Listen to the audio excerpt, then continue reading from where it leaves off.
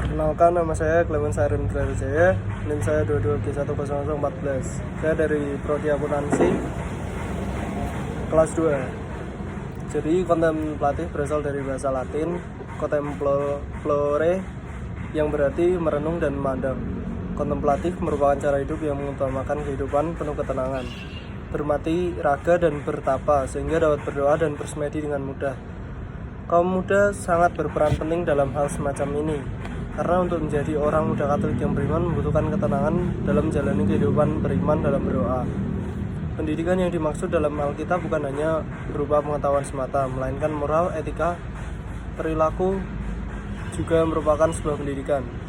Dan begitu hubungannya dalam kitab Mazmur adalah melakukan pujian-pujian, teratapan, doa dalam suatu keheningan yang juga membutuhkan sikap berdoa dan melakukan permohonan sebagai kaum muda yang beriman. Maka wajib menaati imannya dengan penuh keyakinan sebagai kaum muda beriman. Semua dalam hidup ini adalah proses, di mana setiap proses bisa saling bersinggung, saling bersilangan satu sama lain, bisa jadi saling ketergantungan, sehingga selesainya suatu proses A tergantung akan kesiapan suatu proses B.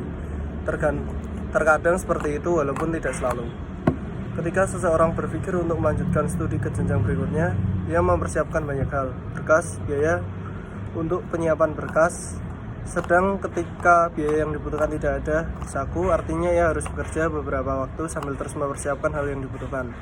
Atau di lain waktu seseorang butuh liburan atau kabur dari kesibukan yang tak kunjung mereda, tapi biaya yang ada sudah dialokasikan untuk kebutuhan lainnya.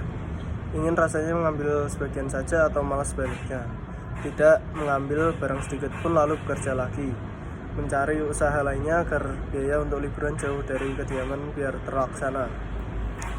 Semua hal melewati 1-2 proses. Seseorang yang gagal dalam ujian masuk perguruan tinggi belajar lagi agar dapat diterima di kampus tujuan di masa depan. Seseorang yang gagal menuju pernikahan belajar menerima kenyataan, cibiran, sindiran, rasa sedih tak terkira sampai akhirnya dapat menanggapi segala hal itu dengan lebih terluka dan lapang dada. Seseorang lainnya bersitegang dengan seorang kenalan lama karena suatu hal.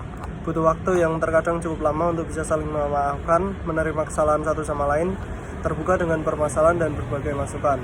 Semuanya melalui 1-2 proses. Seperti saat ini, sambil menunggu entah siapa seorang laki-laki muda duduk di pojok kantin sambil sesekali mengecek smartphone-nya.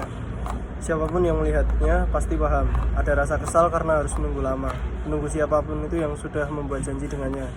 Rasa kesal berubah ketika yang ditunggu datang, terlihat di matanya. Ketika yang ditunggu akhirnya mengakhiri, semua melalui proses yang tidak diketahui seperti apa proses yang harus mereka lalui. Mereka berpikir berkali-kali, mempertimbangkan banyak hal berulang kali, mengambil keputusan yang terkadang tak mudah untuk diterima hati. Bukan tidak mungkin kemudian menyesal dengan keputusan yang telah diambil karena rasa takut yang tak dapat digambarkan dengan kata-kata. Bukan tidak mungkin di suatu waktu, berharap waktu bisa diulang kembali, keputusan yang sudah diambil ditarik kembali, pertimbangan-pertimbangan tadi kembali terfikirkan. Kemudian berbagai kalimat seandainya bermunculan. Seseorang akan dikatakan sehat jika ia sehat fisik, sehat sosial, dan sehat jiwa. Sehat fisik artinya memiliki badan yang sehat dan bugar. Sehat sosial artinya mampu menjalin hubungan baik dengan orang lain. Sehat jiwa artinya merasa senang dan bahagia, mampu menyesuaikan diri dengan kehidupan sehari-hari di rumah maupun di sekolah, dapat menerima kelebihan dan kekurangan diri sendiri dan teman, melakukan kegiatan yang bermanfaat. Terima kasih.